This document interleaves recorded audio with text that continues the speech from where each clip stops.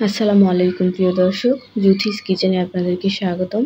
চলে এসেছি নতুন আরেকটি রেসিপি নিয়ে। নিশ্চয় দেখে বুঝতে পারছেন এটা পুরি, তবে এটা আলু পুরি বা ডাল পুরি না। আজকে আমি আপনাদেরকে 3 টুকরা গরুর মাংস দিয়ে কিমা পুরি তৈরি করে দেখাবো। এটা খুবই টেস্টি হয়ে থাকে। চলুন তাহলে রেসিপিটি দেখে নেওয়া যাক। কিমা পুরি বানানোর জন্য আমি একটা বাটির মধ্যে 1 কাপ আটা নিয়ে নিয়েছি।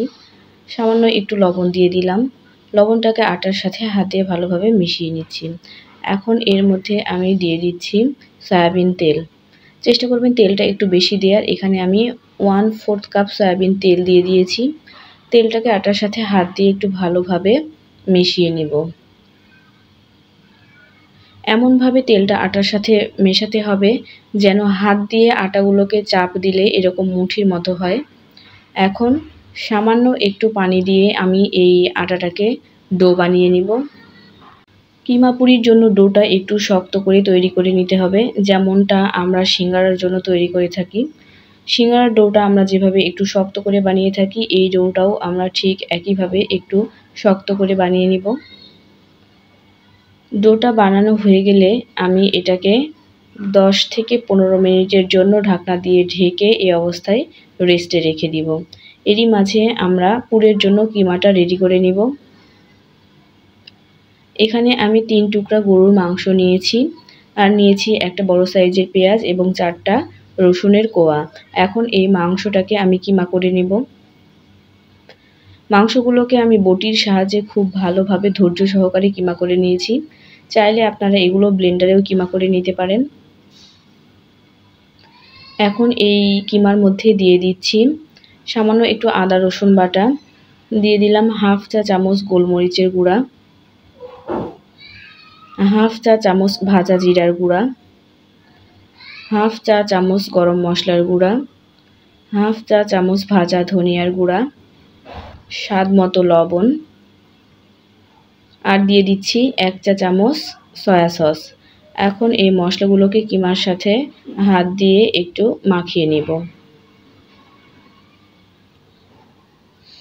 মাখানো হয়ে গেলে এই কিমাটাকে আমি 10 মিনিট রেস্টে রেখে দিব। 10 মিনিট পরে চলে আসলাম রান্নায়। প্যানে সামান্য একটু তেল দিয়ে এর মধ্যে রসুনের কোয়াগুলোকে কুচি করে নিয়েছি, সেটা দিয়ে দিলাম। একটু নেড়ে চেড়ে লালচে হয়ে আসলে এর মধ্যে আমি দিয়ে দিব পেঁয়াজ কুচি। একটা পেঁয়াজ যেটা আমি নিয়েছিলাম সেটা কুচি করে নিয়েছি। এখন এই পেঁয়াজটাকে আমি সামান্য একটু ভেজে নরম করে নিব। 1 থেকে 2 মিনিট পেঁয়াজটাকে একটু নেড়ে ভেজে নিব। ভেজে নেওয়া হয়ে গেলে এটার মধ্যে আমি কিমা করে রাখা মাংসটা দিয়ে দিচ্ছি। এখন এই কিমাটাকে পেঁয়াজ এবং রসুনের সাথে একটু ভালোভাবে মিশিয়ে নিব।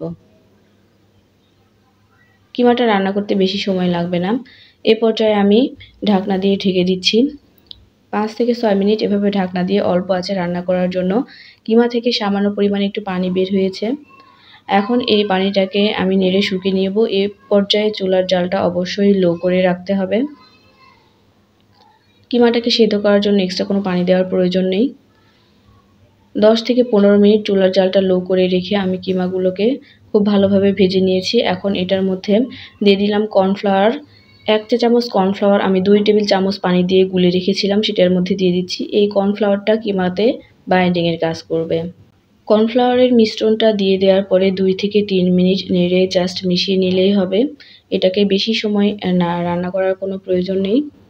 আমার কিমাটা রান্না হয়ে গেছে। এখন এটাকে চুলা থেকে নামিয়ে ঠান্ডা করে নিব। 10 থেকে 15 মিনিট পরে ডোটাকে একটু হাত দিয়ে ভালোভাবে মথে নিব। এটাকে ছোট কয়েক টুকরা ভাগে ভাগ করে নিব। 1 কাপ আটা দিয়ে প্রায় 7 থেকে 8টা পুরি বানানো যায়।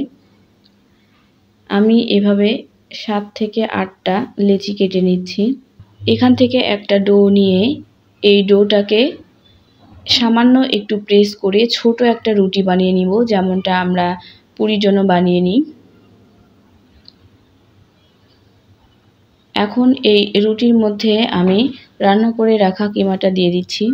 চেষ্টা করবেন কিমাটা একটু বেশি করে দেওয়ার, এতে পুরির টেস্টটা ভালো আসবে। এখন এক পাশ থেকে এভাবে মুড়িয়ে নিচ্ছি। পুরির চারপাশটা এভাবে হাত দিয়ে এক জায়গায় তুলে দিলেই জাস্ট হয়ে যাবে। মোড়ানো হয়ে গেছে। দেখুন এটার শেপটা ঠিক এরকম আসবে। এখন এটাকে হাত দিয়ে একটু প্রেস করে বাড়িয়ে নিব। নেওয়ার পরে আলতো হাতে এটাকে বেলনা দিয়ে বেলে একটু বড় করে নিব। চেষ্টা করবেন কাজটা একটু আলতো হাতে করার, তা নয়তো জোরে চাপ দিলে কিমাটা বের হয়ে আসার সম্ভাবনা থাকবে। একইভাবে আমি আমার সবগুলো পুরি তৈরি করে নিব। আপনারা কিমাটা যদি একটু বেশি করে দেন তাহলে এটার টেস্টটা খুবই ভালো আসবে। বোঝার সুবিধার জন্য আমি আরেকটি আপনাদেরকে ভাঁজ করে দেখাচ্ছি। চাইলে আপনারা আপনাদের পছন্দ মতো শেপে এটা তৈরি করে নিতে পারেন। যেহেতু পুরি গোল হয়ে থাকে তাই এই কিমা পুরিটাও আমি চেষ্টা করেছি আপনাদেরকে গোল করে তৈরি করে দেখানোর। একইভাবে এটাকে হাত দিয়ে প্রেস করে বেলনা দিয়ে বেলে একটু বড় করে নিয়েছি। আমি আমার সবগুলো পুরি তৈরি করে নিয়েছি। চাইলে আপনারা এগুলো ডিপ ফ্রিজে ফ্রোজেনও করতে পারেন। পুরিগুলোকে ভাজার জন্য আমি এই পর্যায়ে কড়াইয়ে পর্যাপ্ত পরিমাণে তেল দিয়ে দিয়েছি। এখন চুলার জালটা লো করে রেখে তেলটা একটু গরম হয়ে আসলে এই পুরিগুলো তেলের মধ্যে উল্টে পাল্টে একটু সময় নিয়ে ভালোভাবে ভেজে নিব।